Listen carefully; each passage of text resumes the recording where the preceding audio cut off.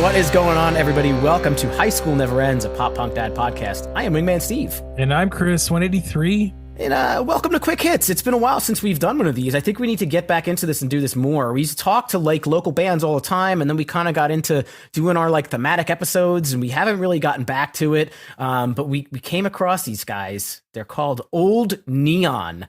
They are not that old, or I don't know. We'll ask them how old they are, but we're super excited to talk to them. They're from Chris's hometown, Pittsburgh. So we have with us here from Old Neon, Sean and Mike. Welcome, gentlemen.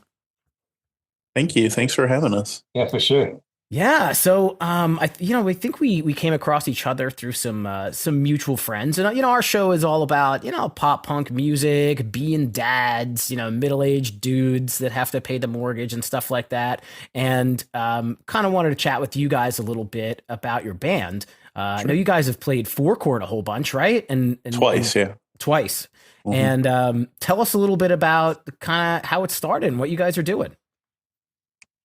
Well, it started for me as a means to, really just making demos at home. And as I started to kind of think about how I wanted to proceed, a live band was definitely kind of in the back of my mind. But then COVID happened, like right as I had kind of pieced everyone together.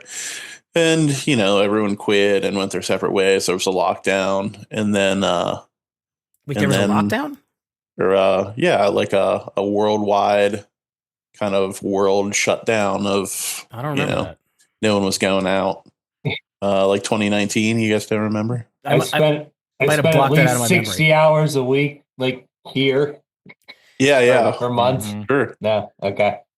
Not you guys, I guess. But yeah. I wasn't allowed out of the house. I was dating someone at the time who just literally wouldn't let me leave the house. We had to do everything via Instacart. So the band thing kind of got put on the side. And then as things kind of opened up again, I started putting out, like Craigslist posts and Instagram posts. And eventually everyone responded. And then it kind of became something else over time as more people started writing the songs and everything. So that's pretty much how it started. Mike, how did you get involved? Were you on Craigslist just looking for a gig? You know what's funny about that, and Sean's gonna cringe is how could I not? I grew up playing pop punk and playing in like kind of pop punk post-hardcore type bands around Pittsburgh, and kind of after my mid-20s, I sort of just got into my career and didn't play music for a long time. Didn't even own an electric guitar for a long time, but like synthwave music really got me back into just wanting to create music, and a lot of it is very 80s themed and just sort of like neon textures and things like that. And I would see this band Old Neon on Craigslist every couple of months looking for a guitarist, and I would like, maybe that's like, and then I would forget because there wasn't like a recording or it wasn't like something I was into. But then there was like, by the end of 2021, like around October, Halloween, I just seen the Juliana Theory in Pittsburgh, and they were here with May. They were both celebrating like anniversaries of albums, I think. But it was just a fantastic show. And it was like right as like the pandemic was loosening up. So it was still just like maybe it wasn't a huge crowd at Smalls. It was a really intimate show, which was awesome. And like I just said, I have to find this again. And I'm looking at Old Neon. I'm just looking at something. I'm like, and by that point on Craigslist, if I followed the link, there were some demos and they sounded really good. And I reached out, and Sean and I had some mutual friends from when we were a little bit younger and playing in bands, and we knew who each other were, or we figured that out pretty quick. We were nemesis. But some frenemies. No, we weren't even friends. I would say we were just enemies. Yeah, no. I was playing in a pop punk project. We actually got to play the very last show at Club Lago, which is a big deal of a club in Pittsburgh. It's like the first place that I saw like New Found Glory and Starting Line, like a bunch of the bands that like led me to like doing this stuff. And so like getting to play the very last show there was a big deal. But that band had stolen a member of one of Sean's Yeah, he stole projects at one the of my time. band members. Oh, I gotcha. So So, Okay. so we I hate think each other. that yeah, it's 2025. I still think there's some beef. I think. Is You Does that he would think. kick you? Does he kick you when you're playing a little I bit? kicked him out twice today. I kicked him out of the band. is that member still around? Are they still? Is this No, member he lives in North Carolina now, but I Yeah. mean, I'm still friends with him, Yeah. So, even though he betrayed me. talk a little bit about the Pittsburgh music scene. I guess first of all, Mike, you talked about playing in bands for a while. I would assume you're about the same age as my brother. That, He the exact same, the actually. exact same. Okay, Yeah. so he grew up kind of playing in bands too, and most of the bands that he played in were that post-hardcore sound.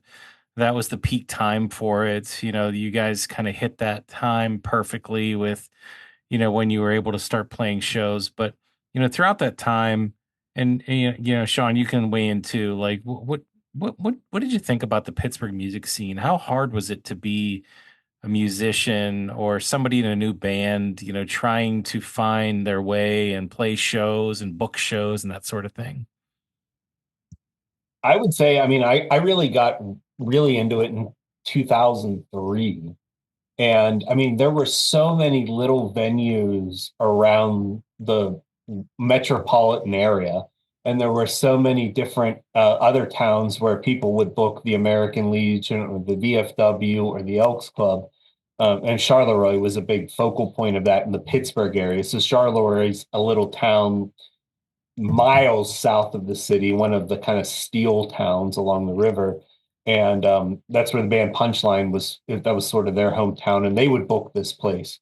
So that became a focal point. Like the first time a lot of bands like All American Rejects and Fall Out Boy and Plain White Tees would come to Pittsburgh, that's where they played, was the Charleroi VFW. So it was just a huge focal point of like what I was doing when I was a freshman in college. And that's kind of when I got into this stuff. So like that was happening. And like the way that a lot of the shows were happening at the time, the promoter Joker, there was a decent chance that you could get on some bigger shows. Like some friends of mine, I remember them getting to open. They were real excited to open for Alistair, and then there was some other band on the bill they'd never heard of called Fall Out Boy. So it was just like this wild time, and I feel like if it was all back then, it was all about ticket sales. I remember, because it was always like the big shows in town. You would be asked to sell 100 tickets, and those would be like these big shows at Club Log. And then I remember hearing that a band, and I really like these guys. They were another kind of that like Mayday Parade-ish sound called Nothing Unexpected. We heard Promise Punchline. We'll do 150 to sell to do your action release show. But it was just really this kind of arms race around the bands. Just there was just such an interest in it at the time. I remember going to see Transition. Transition's lead singer is the country artist Dan of Smires of Dan and Shay now. And like these guys were playing in front of like 600 or 700 people at this like massive church in the North Hills. There was the scene was so big that like even smaller local shows would have 200 kids at them. It was just such a different thing because Panic at the Disco and Fall Out Boy were on the cover of like all those teen like magazines and stuff at the time. Yeah, that's interesting. But like, so how did that transition, as you move through the 20 teens and pop punk was, maybe no longer on the radio as much, did you see that fade away around here, and was it tougher to get shows?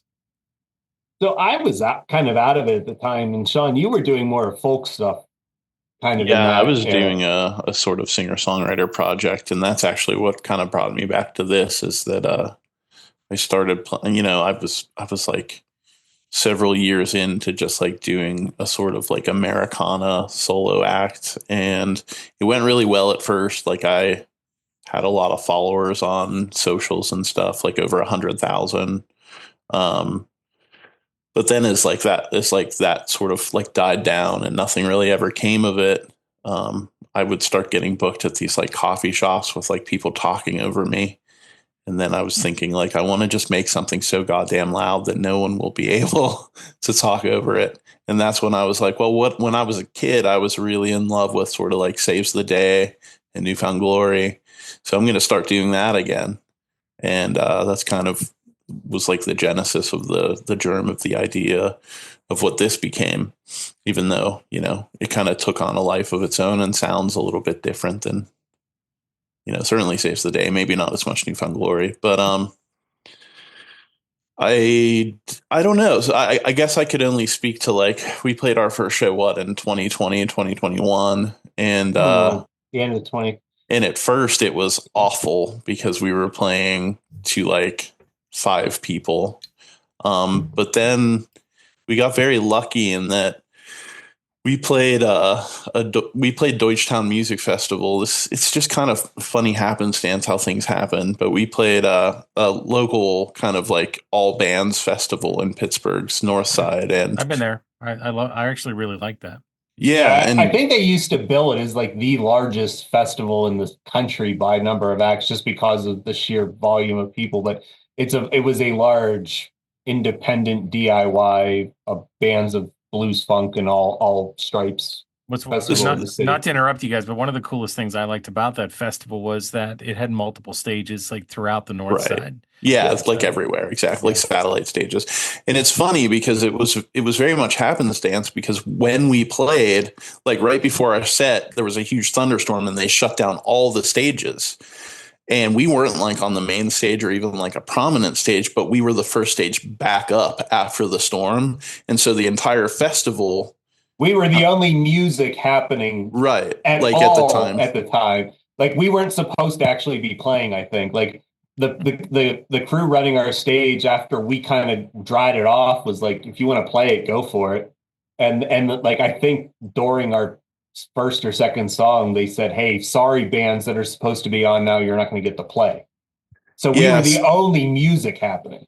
Yeah, and so everyone kind of started gravitating towards us, and it just so happened that someone who had a connection to a promoter in town heard that set, because, again, there was nothing else to listen to. And a couple months later, that same person booked Knuckle Puck at Mr. Small's main room, which is like an 800 cap room in Pittsburgh. And Knuckle Puck was like on a side date from their tour, and so they just wanted local openers, and we got that show. It was jam packed, and we haven't actually like had to come out of pocket to run this band since then, because like that show just went so well, and we picked up a bunch of people there. And then the next show we picked up a couple more, and those people brought friends, and it just kind of became this thing where, you know, that ball started sort of rolling downhill and gathering. The ball was a bad analogy, but that stone was gathering moss at such a rate that now like our shows do fine. And I don't know what other people's, you know, lens for that stuff is like. I'm sure that it's very disappointing sometimes. We just happened to be in a situation where we were lucky enough that things broke exactly the right way for us. And well, I think it definitely had to be at least a little bit of luck. But I mean, your songs are catchy as fuck, right? So for the kids that grew up in this era listening to, you know, New Found Glory and Fall Out Boy and Blink-182 and stuff like that, I have to give the music some credit as much as the luck that, you know, that's what helped it catch on. Sure. Yeah. I mean, there was definitely some of that, but also like that being said, and thank you so much for saying that, but even that being said, like there are some amazing bands in Pittsburgh, many of whom like people don't even know about, just because like their luck didn't break in the same way that ours did. And sometimes I go to local shows and I'm like, wow, this band is, you know, I'll see bands playing to 20 kids that just, you know, blow me away, and think like, oh, we got to get them on a show. And, you know, that is kind of the nice thing about how things broke for us. And I'm sure Mike would agree, is that it kind of enabled us to kind of find those bands. And, you know, if we have an opening on a show, which we often do, because we're often playing the local show scene, we're able to like bring them into the fold and help them out. But, yeah, I don't know. I can't imagine how I'm sure I would be bashing. I don't even know if the band would still exist if it went worse than that. But we just happened to get very lucky, and then probably within the next couple months after that, the Four Chord Music Festival thing happened, and that was, I mean, we very much lucked out, and it wasn't even like a four chord thing. It was more that they had booked the band. I don't know if you know this band. They're called Water Parks. Yeah. They booked them earlier in the day instead of they book a lot of the bigger bands late. Well, they booked them earlier enough, and for some reason, and I don't know why, their fans are just like Hardcore. ride or die. Like the minute gates open, they are at that fence, and we just so happened to be on the same stage as them, and we picked up a ton of fans just by playing like 2 or 3 hours before Water Parks, because their fans were all lined up like the minute the doors open. It was and the way the festival typically runs is there are 2 stages, right next to each other, the way that Warped Tour typically would be. So you had, we're finishing and then the other band's going on. So you would think most of the people would run over because it's still not that crowded yet. But I would say that we played to more people until about 3/4 of the way through the next band set, because none of those kids wanted to leave the front of the rails. They were so like ride or die for they Water were Parks. So insane for Water Parks. They like would not leave that section of the show. So we just kind of lucked out because we were on the same stage. Yeah. That's awesome. Was that 4 chord 9? Yeah, that was the tornado chord. That was the tornado. So that was, I would never forget that, because which is another thing that kind of just broke our way, because that didn't happen until later. That I think that started happening around like Origami Angel set. So we had played, a couple hours before, and I know Water Parks also only played like a half set or a 3/4 of a set. But yeah, I left too, honestly, because I was like, well, this is turning into something that could turn into something much, much worse in about 15 minutes. So we just jumped in the car. Luckily, we had those handy all access passes, so we were just able to kind of disappear out the back. Yeah, for sure. And so the other thing that I'll ask is, with music as it is today, and the resurgence of pop punk to a certain extent, you think your shows, you're gaining popularity, you're getting people there. What do the crowds look like these days? Are they people our age, or are they people much younger? I love that question because it's all of it. I have friends from the scene from 20 years ago that are still coming out, and there are people that are just, that went to shows at VFWs and Legions in the early 2000s that just, I want to keep doing this. There are people that just like the local music scene generally. There are there's a couple of high school kids. I'll shout out the band. They're called Happy Hours. Couple of high school kids that are just doing this stuff too, keeping it alive, and they're into it and everything. So there's one couple that brings their kid too. They bring like a little, I don't know how old that kid is, but there's always like a father and a mother and a son in the like at the corner, like sort of left corner of the stage at all of our shows, which is it's a fun night out if I'm a kid, so that's a pretty good deal, I guess. So it's a mixed bag, is what you're saying. It really is. Yeah, so, and when you look at our band, like it kind of makes sense because Sean and I are like the Zillennials, and then the other crew, rest of the crew are a good bit younger, and their references in pop punk are different, right? So like that's what kind of creates some of the tension, but also some of like what really works. I think about our what we do is like it is this weird mix of generations. Yeah, and definition, I know Zillennials or ex-Lennials, whatever you call them, that is folks that grew up with an analog childhood, but then a digital kind of teenagership. So kind of that like, I'm not a millennial, even though it says they started in 1980, but kind of that like 1980 to 86-ish somewhere era. Somebody wrote some fucking article and called them ex-Lennials or whatever you call them. And I love that because I kind of feel the same way. Chris and I, we both grew up with that analog childhood and not the internet. But then when we were teenagers, the internet came in. So we we figured it out pretty quick and were early adopters, but we didn't grow up with iPads or phones or anything like that. We're going to play some old Neon in a few minutes, but I wanted to ask for people that haven't heard you just yet. Sean, you had mentioned a couple of bands that maybe were influences, but like, what would you say somebody that doesn't know you, if you're a fan of X, you'll like Old Neon, or these are like some bands that really influenced our sounds? I'll ask each of you guys.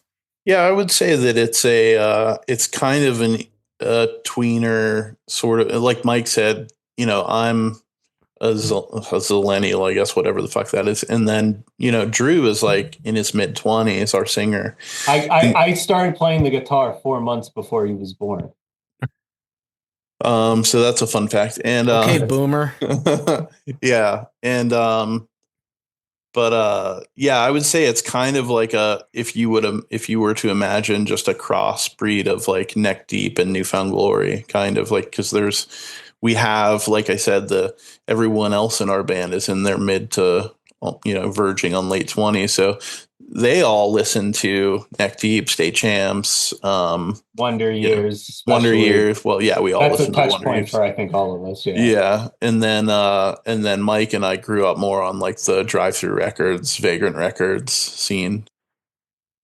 So, Mike, any bands in particular that you would highlight? I mean, for me personally, like Newfound Glory and Punchline, in terms of like lead guitar playing, like I would say those are the two bands where I like learned how to like how does lead guitar do in music, and then like just like Blink, like yeah, those were the foundational things for me specifically. I just saw Punchline like 4 days ago. Nice. They opened for Wheatus. It was a they're cool on that show. tour right now. Yeah, that's cool. Sorry, Chris, I cut you off. Yeah, you did. But now you're back. I forget what I was going to say. No, I just think that generational concept and that conversation it's fascinating. I always bring it up, and I always wonder, like, so do they resist?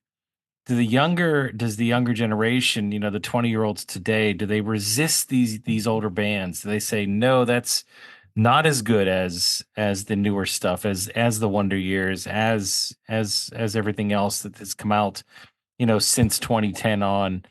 Is that the attitude? I think they just missed it. It's like me with like Whitesnake. Like, I don't give a fuck about that stuff. It just wasn't. You're not part of my shake your ass on the hood of Whitesnake's car. Yeah, no, like it just wasn't part of my vocabulary growing up. I think, my only sort of inroad to that sort of music is when Twisted Sister was in Pee-wee's Big Adventure or whatever. Like I wasn't interested in anything beyond that. Like I didn't listen to GNR or anything. And it's probably how people who listen to Guns N' Roses thought when Nirvana came up, right? Because it's like, to them, Nirvana probably sounded like trash, but to me, Nirvana sounded like some sort of holy, sound. I don't know. I can't think of any sort of clever way to put it, but I have to imagine that to Drew, who's our lead singer, listening to Nothing Gold Can Stay by Newfound Glory probably sounds like, this is like a bad mix done by amateurs. Well, that's okay. Most people think that, but it's still amazing. Yeah, but I think there's a part of you that has to be like there for it. Like you have to be there when it happens. What is it about this that you are directly connecting to? Yeah. Yeah. And like, I think it depends on the person. It absolutely does. And I think there are definitely touchstones that transcend that, such as, I would probably say like Enema of the State would be one of those. Like there are things that transcend time, right?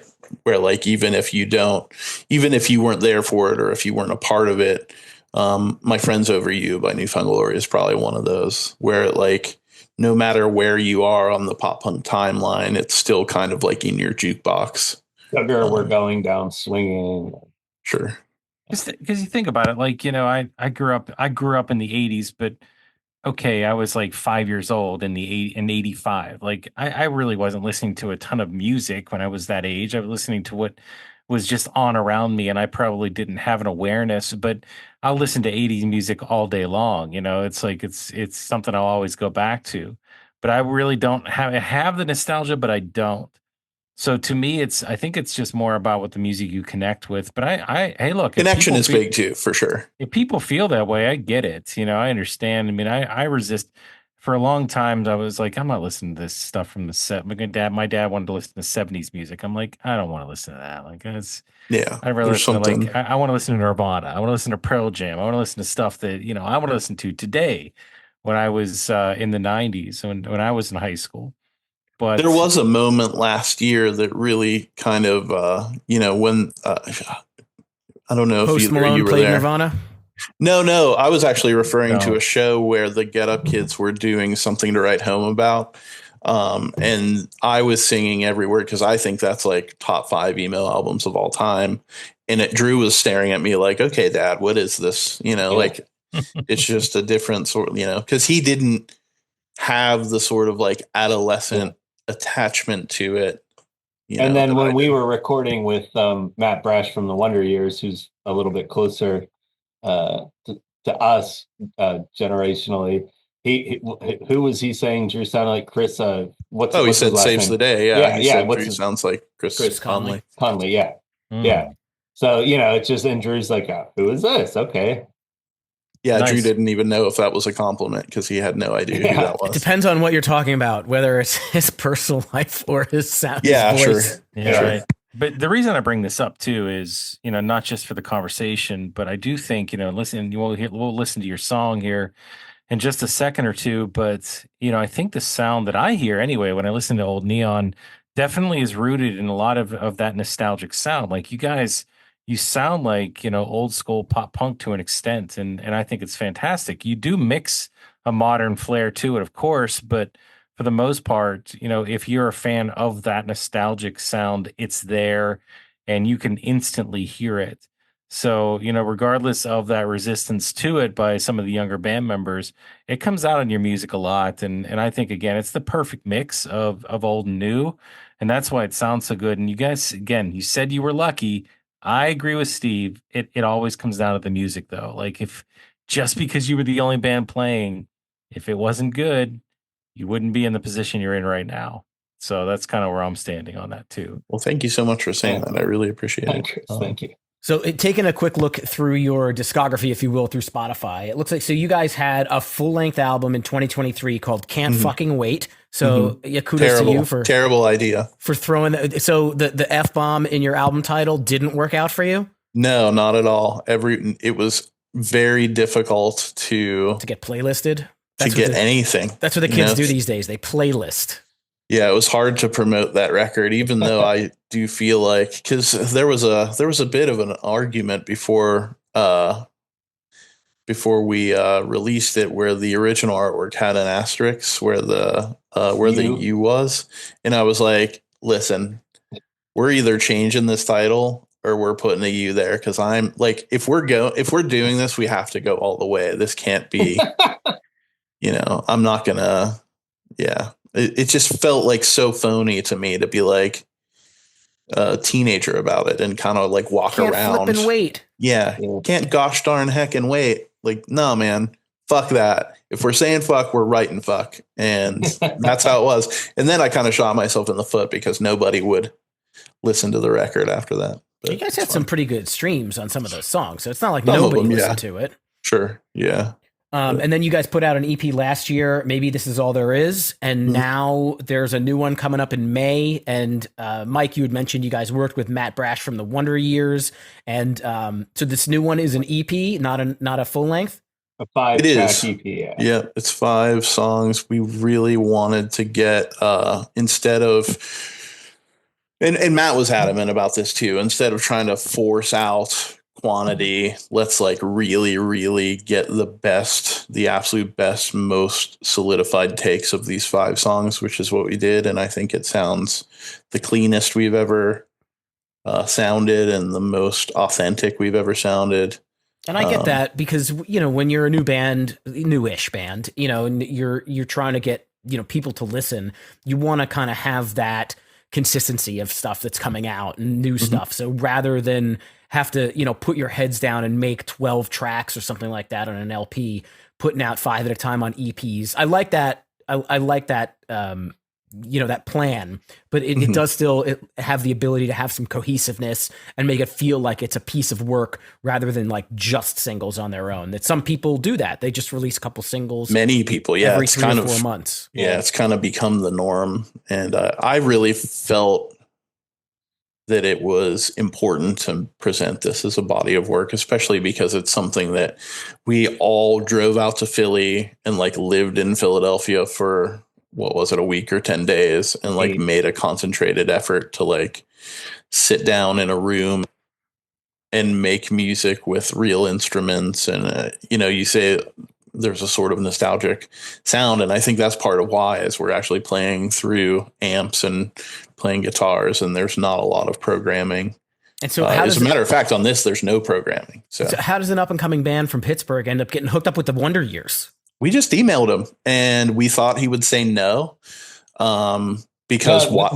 There's a funny story. Emailed Is them there with a funny story? I don't with think a there Cash is. App.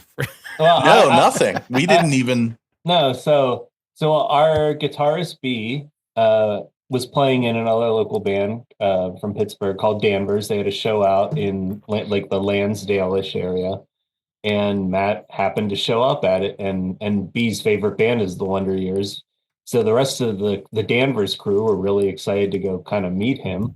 And B was just far too bashful to do it.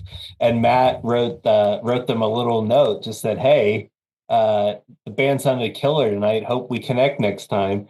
So when we were debating we were starting to reach out to different people about working with them to record, we said, "Okay, B, you're in charge of Matt." And yeah, it worked. It really worked out. Yeah, we just sent him like basically a cold email, and he checked out our music, and his initial reaction was like, honestly, it sounds like you guys are doing fine. Like you have a bunch of streams, and the songs don't sound bad.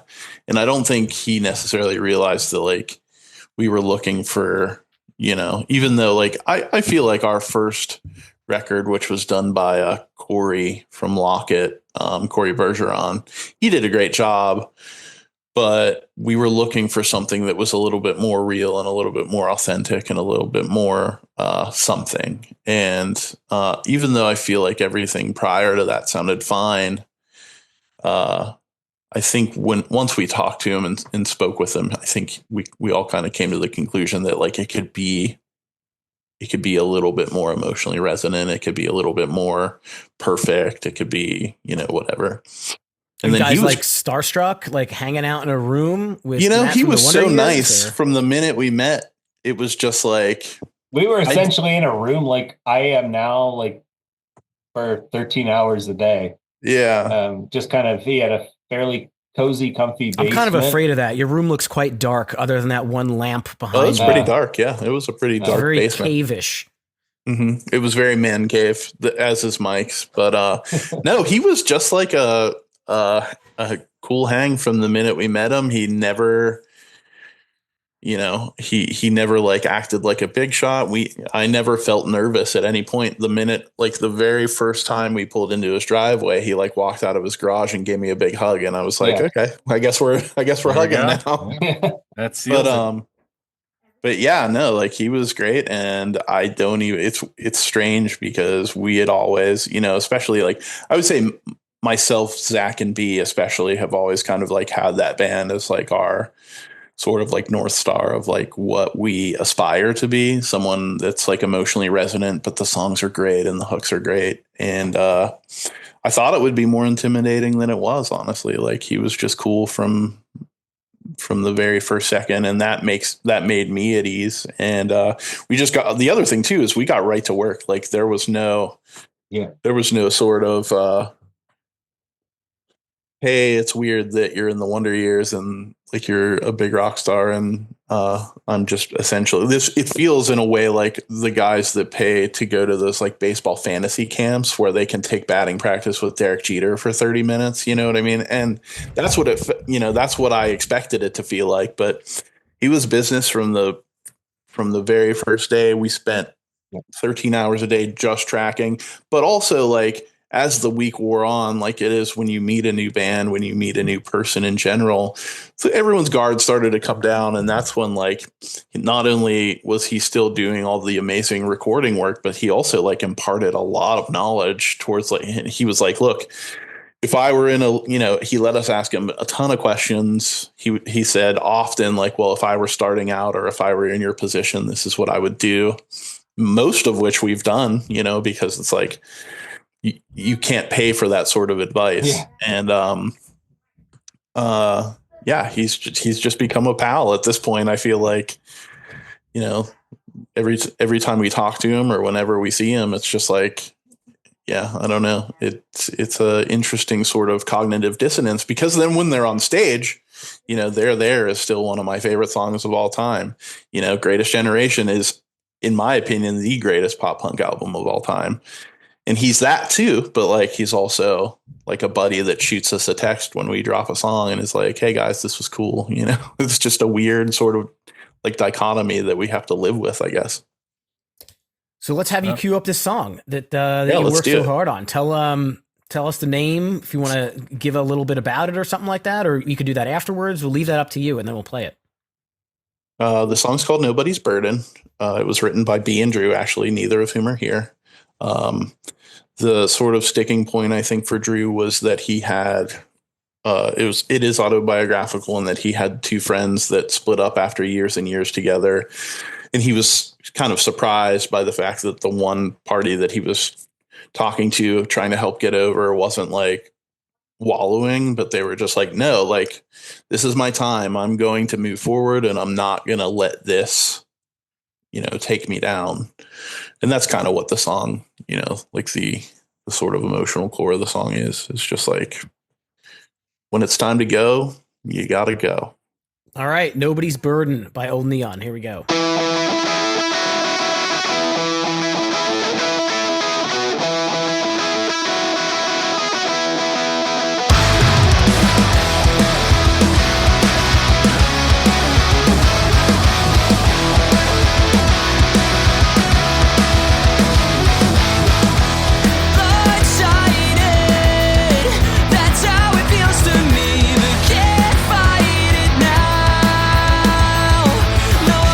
Survive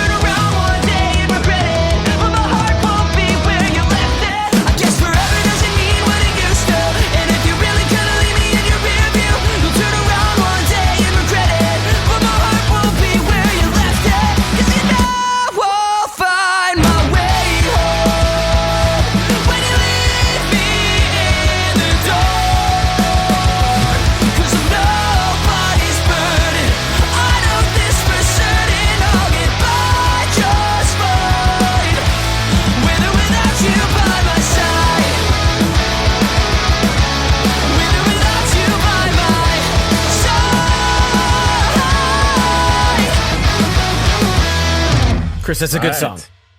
Definitely is a good song. I think it just basically said all the things that I said before in the form of a song. I mean, you could hear all of the stuff I said. It has that just classic nostalgic pop punk sound mixed with, a modern tone.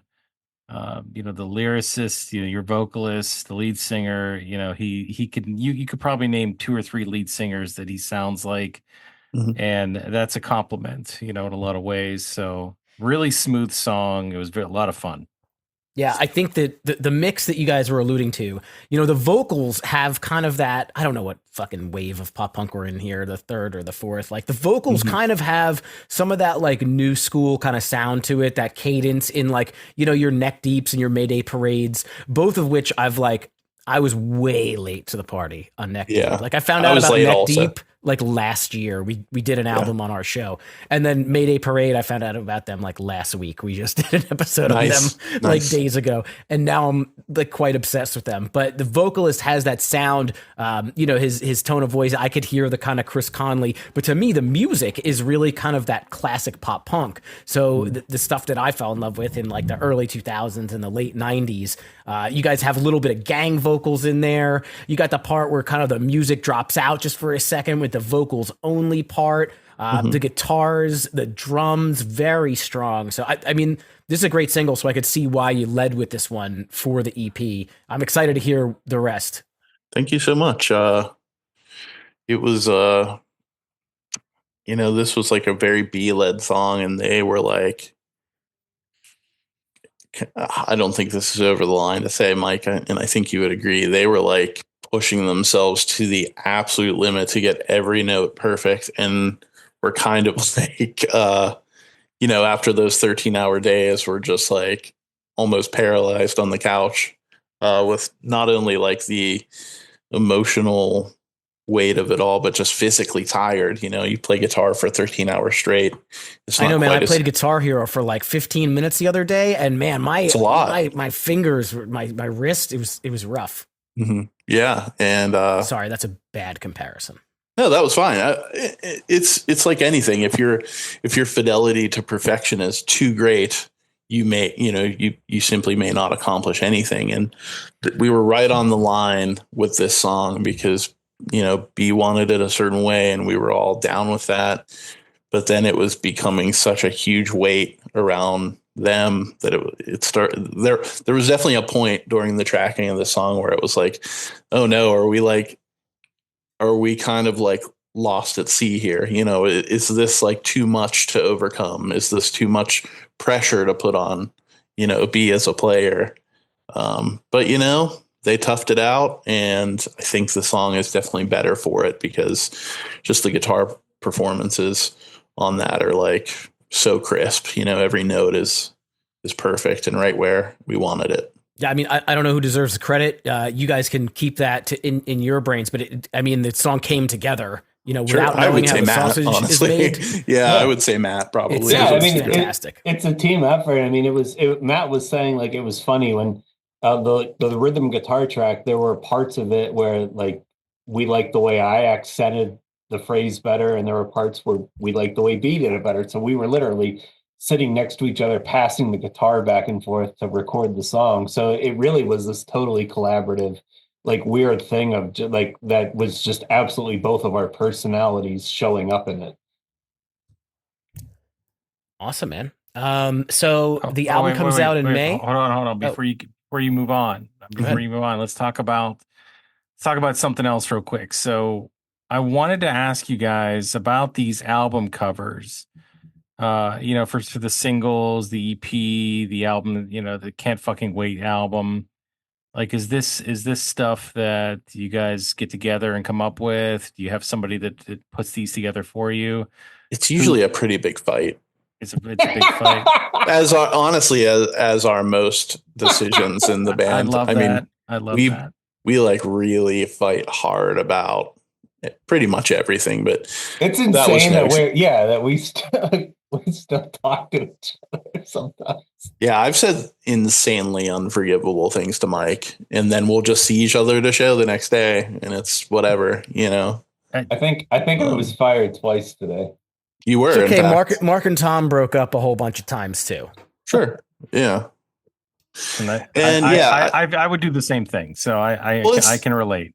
whenever you're so emotionally invested in something so deeply, sometimes it's very difficult to kind of see the forest through the trees. But I know that every single shirt we've done, every single cover we've done has been just a massive undertaking because someone always has feelings, and I think that a lot of times it's like a voting system. If you get your 3 votes, that means you have a majority, and we move forward, because it's too much to expect 1,000% on everything, and it would never happen anyway, just because we're such diverse people with their own interests and egos and passions. And I think the art is no different. We fought tooth and nail about every single thing, really the one we didn't really have any thoughts about was B, which is like Baby B on the Nobody's Burden single cover. That was fine for whatever reason. Nobody really complained. Well, we all just kind of like trying to come up with ideas, and our like we were sort of initially thinking maybe we'll just release each song by itself, and then we would You were each thinking. find. I wasn't thinking that. I don't think I was the only. This one is an thinking example of the fighting. This is what I'm Yeah. talking about. Well, I mean, it's an interesting question for a band like us, because it's like we want to create a work of songs together and release them, because that's like what I want to consume, and I think, Sean, that's what you want to consume, and probably that's what you guys grew up consuming, so that's like what we get.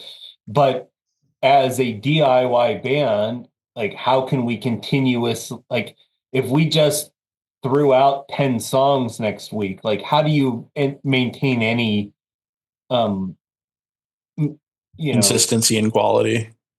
yeah, I get it. And just like energy from that, so there's like this it's like a catch-22, because I don't want to just release singles, like that's what we did in like the 50s and 60s.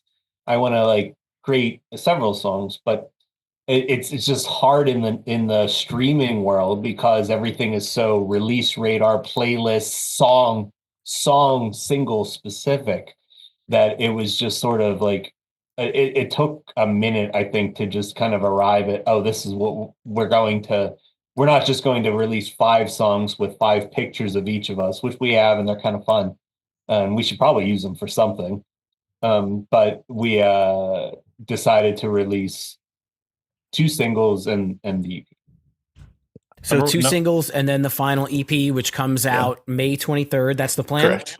Yes. Do we have some special shows planned? What do you guys have planned for the release? We have a lot planned this year. The beginning of the year is very hectic. We're playing Lansdale on April 17th, and then coming back down to that launch conference on April 18th for a little showcase. And then we're doing a little tour from, well, really just an extended weekender. I don't know. Tour's so crazy, you guys. May 17th. No, I'm sorry. It's May 22nd, 23rd, 24th, 25th. We're going from Philly to Kentucky. And right around the corner. Yeah. And then June we have a show, and just a hometown show in Pittsburgh too. So we'll have an album EP release show on Friday the 23rd, the day it comes out. Yeah. At Bottle Rocket here in Pittsburgh. Rocket. Yeah. And then Blood Whale and Eastern Pine. And then we're just going to keep playing until we die, it seems, because that's what you do. Just you come up with some new songs, make another thing before you die. We don't want to get right to dying yet. Well, we'll see, It depends how hard you party in Lansdale, Pennsylvania. Yeah, sure, exactly. Well, before we moved on, I still had something. I'm sorry. No, please. The conversation moved on. I wasn't ready.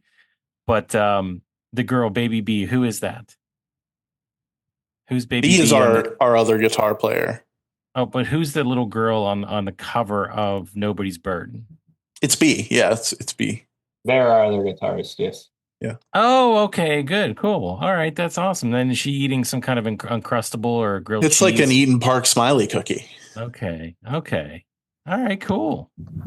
That's neat. So I just wanted to throw that up there, and I think that was it. I just needed to know who that was. So that's nice. And the other thing is that I do plan right now on being at your show at the Craft House Oh, nice. in Pittsburgh. Well, that's not necessarily Pittsburgh, but it's in the vicinity. It's like Castle Shannon or whatever. What is that? I don't even know.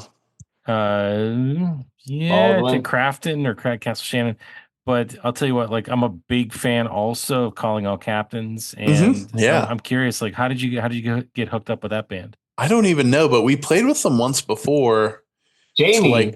to like Our- 10 people at there was Black a Forge. few more than that.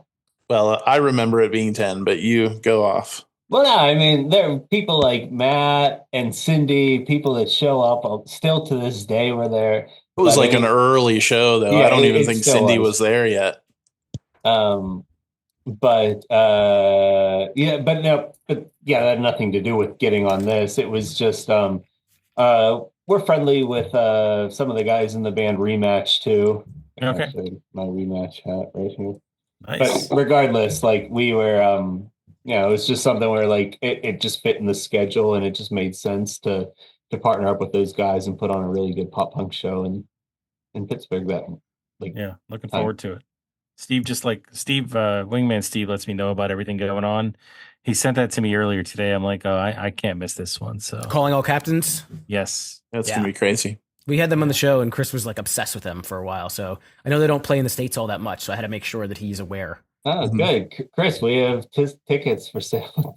I'm buying. Well, actually, I texted my brother. Too I'm like- late. Uh-oh. I told him like we're going to the show. He was like, "All right, I'll get the tickets." So Buy them from Nice. these guys. well, he's He probably may already going to have 'em, reach- yeah. he's probably going to reach out to buy them. Yes, so we'll get that going. We'll get that working. Can I be so real with you guys right now? I don't even know where those tickets are. They're in my house somewhere. You mean there's physical tickets? Yeah. So They're- what they these- always do, Those things still exist? Drusky's so funny. They always send us physical tickets, but then we take payments usually via Venmo without handing anyone a ticket. So then we show up to the venue the day of the show with the tickets and a bunch of names. And we're just like, hey, figure this out because No, we do not I'm say not that. dropping them. We give them an alphabetized list. I sit here on my computer. I said with names. Excel. I said Yeah, names. Yeah, we're completely Jeez. alphabetized. So No. touchy. No. We know who the Excel spreadsheet nerd is in the group now. No. Wow, that it- was a lot. Listen, No, that'll be no. me. It's okay. No, it was funny. We were at a local show on Saturday, and my name was just scribbled on a napkin.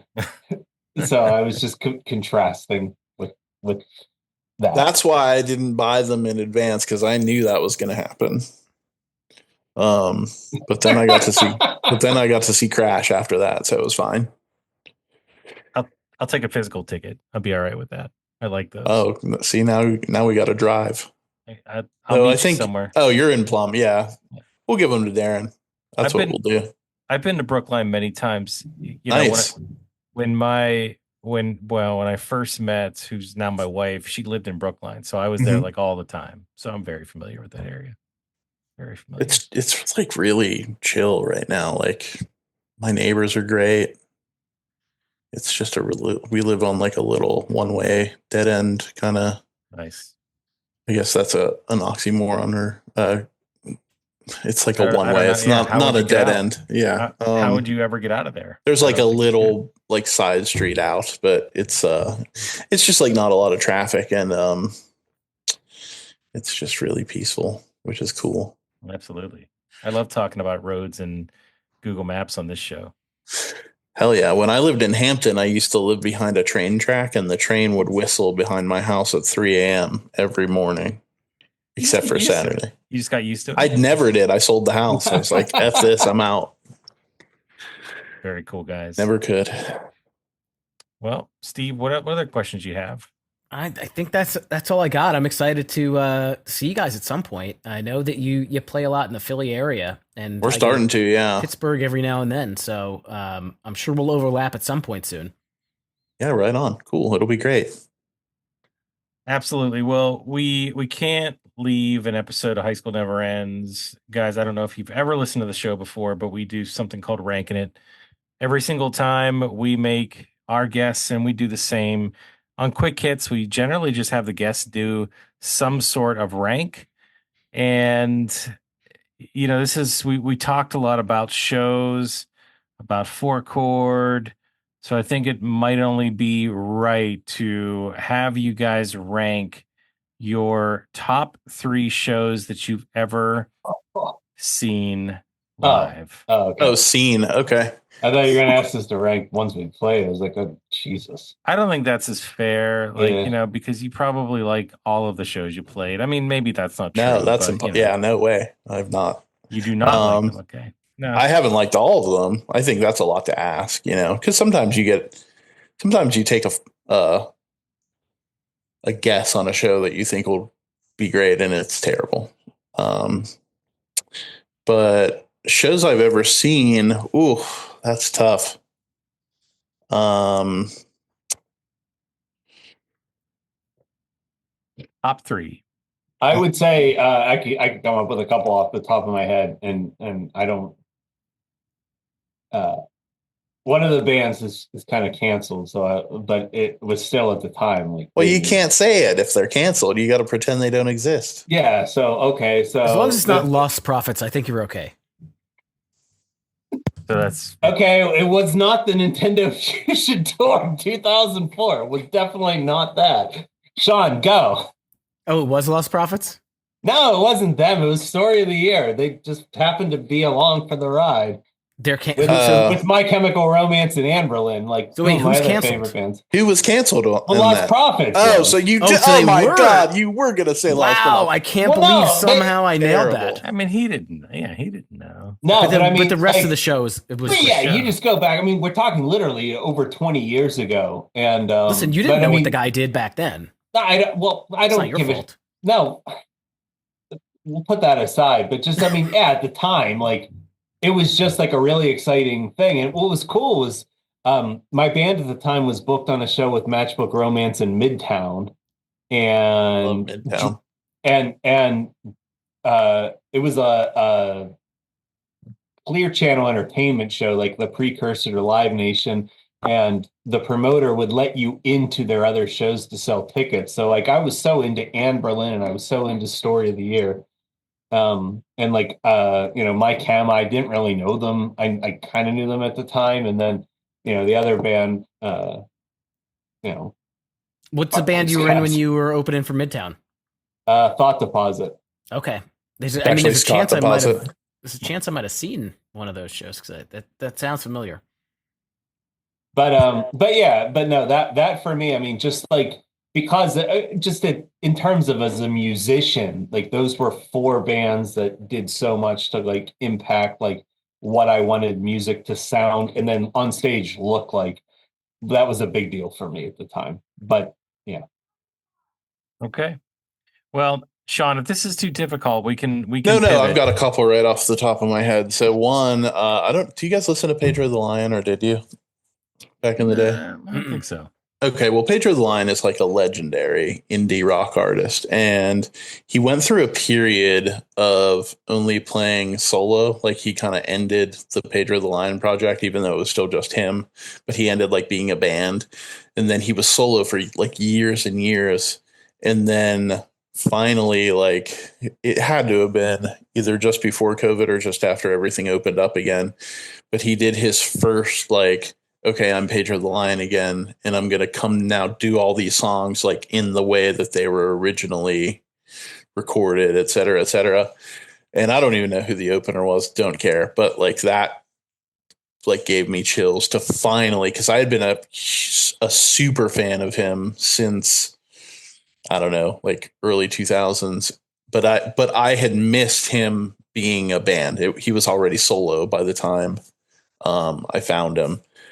So to see him for the first time, like doing like songs off of his record Control and songs off of Achilles Heel, and even some of his solo songs with like the way, you could say like the way God intended it. was just mind boggling to me. Like I had chills. The first song, tears started streaming down my face. It was so magic. And another one I'll say is, I don't know if you guys had a chance to catch this, but when Sunny Day Real Estate came back the last time, I got a chance to see them for the first time because I also like I liked Sunny Day Real Estate growing up, but I kind of missed them because they were already kind of like feuding at the time. And I got to see them on this last tour with the Appleseed cast, and that was like hearing all of those songs that I grew up on. The other thing too about seeing those bands like Pedro the Lion and Sunny Day Real Estate is like a lot of that stuff was recorded cheaply in the 90s, and so like it didn't sound as good because they didn't have the equipment to make it sound as good back then. Like if you listen to Sunny Day Real Estate's Diary, it's like a great album. It's like, you know, a great classic emo album, but the tones on it are like really like Harsh. yeah. I mean, it's just a lot of like drony, too overdriven guitar. But, you know, those bands are able to go back and fix that now. And that's going to take me into my third band, which was Thrice. I got to see them with Me Without You. And it's the same thing. If you listen to their albums from like the mid 2000s, they're all like, they were all made at that time when everyone was using like really bad digital like plugins for guitar, and like everyone is using like a Marshall half stack, which there's nothing wrong with that, but it was very of its time. And then being able to see them play today on like beautiful Music Man Stingray guitars that have like 2 outs and like the nicest Helix gear and the nicest analog tube amps that money can buy. It's like an entirely different record, which I think is a big reason why they re-recorded Artist in the Ambulance. But I actually saw the record after that, and that was like, I mean, I couldn't believe how great that record sounded because I was never a huge fan. But then I saw it live and I was like, I get it. And Me Without You was, their drummer was sick, so they played acoustic. So that kind of, you know, I mean, didn't ruin the night. You know, they played a lot of the songs on their kind of more acoustic-y record, but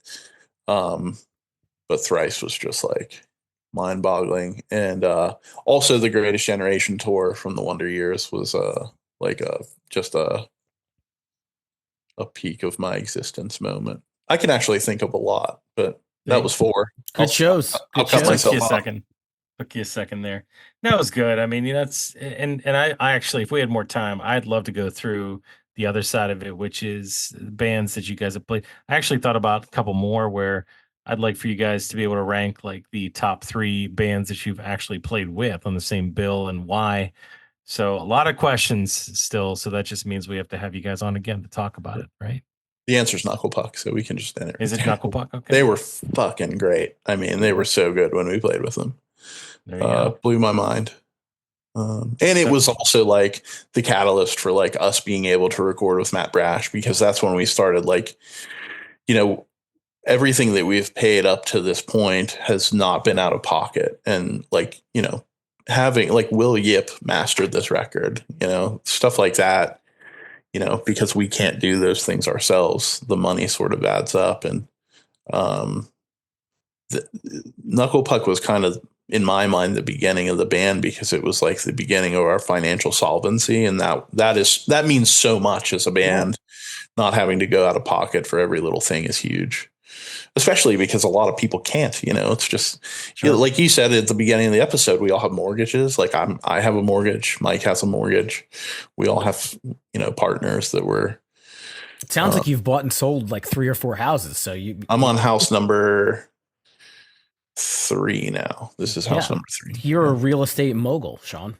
At this point, yeah. And our singer is a real estate agent, so Yeah, that's true. That's where it comes from. It's the money is going from one pocket to the other. So tell the people out there like where to follow you. Obviously, you guys are on Spotify and Apple Music and those places. So check out Nobody's Burden. That's the song we just listened to, and the album that's coming out in May. But tell people where they can follow you on the socials or any other things you want to plug. I would just say that we are at Old Neon Music anywhere. I would also say, if you're going to check us out, there are a ton of bands in Pittsburgh that you should check out. Mallory Run, who played 4 Chord with us, Crash Nebula, whose hat I'm wearing, Main Street Detour, Heading North, who's much better than us. Eastern Pine, like, just if you're going to check us out at all, I beg you, like, please check into like our old show flyers on Instagram. Cause like, you're going to find some really great bands that way. And there's something really interesting happening here in Pittsburgh for some reason right now. I don't know if it's happening everywhere. I get a sense that maybe it is happening in other places. Cause like Philly has bands that we really like too.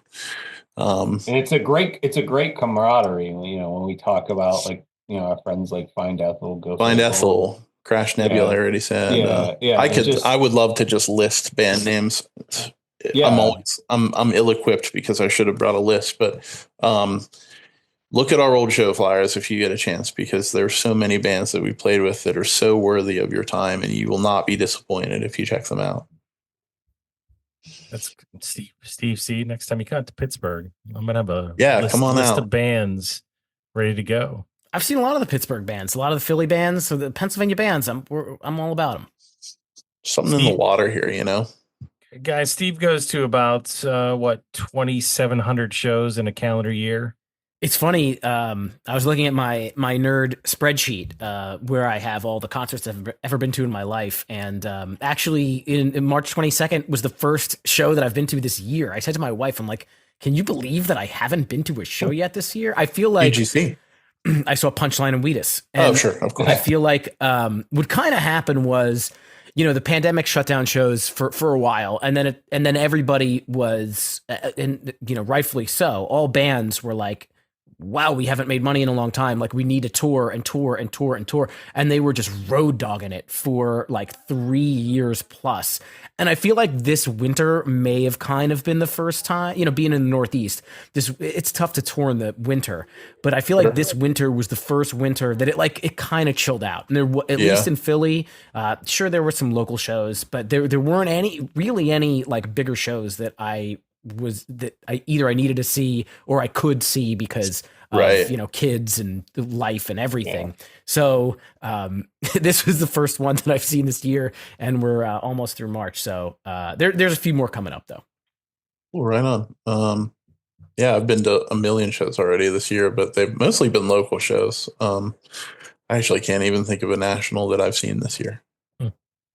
I got some coming up, some good local ones. I got 2 shows a year, maybe 3. 2 shows, okay.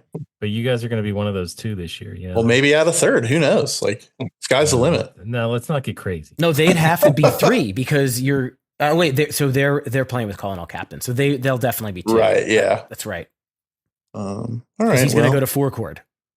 Sure. Yeah, that's a big weekend for everyone. It's 2. Absolutely. Thank you guys so much for joining us. Well, yeah, thank you. Thanks for having us. For sure. Absolutely. Really wonderful to meet you, and we'll talk to you again. We've heard your music. We look forward to talking to you during this show, and we look forward to talking to you again. Go check out Old Neon, whether it be on Spotify or whatever you listen to, or live. You know, any of the shows we talked about, look them up, see what's out there, and also, hey, if you liked our show, High School Never Ends, look us up on Apple Podcasts and or Spotify. Give us a rating. Give us a written review. Either way, we want to know what you think about the show. And if you really are a big fan, go check out our store. We got a ton of swag over there ready for you. Everything from mugs to hats you can purchase. You can find a link to our shop via our hub, which is www.hsnepod.com. That's right. We have swag there. Our socials are at HSNEpod. Old Neon, thank you so much for joining us. Till next time, keep on rocking your dad bod, stir up your rock hands, and blast the pop punk. If you're enjoying this podcast or any podcasts on the Dragon Wagon Radio Network, be sure to check out the Dragon Wagon shop. You can tout your podcast pride while supporting your favorite indie podcast network. Make sure to check it often for new items and limited time designs. So shop now at dragonwagonshop.com. Get your dragon swag on. It's Dragon Wagon.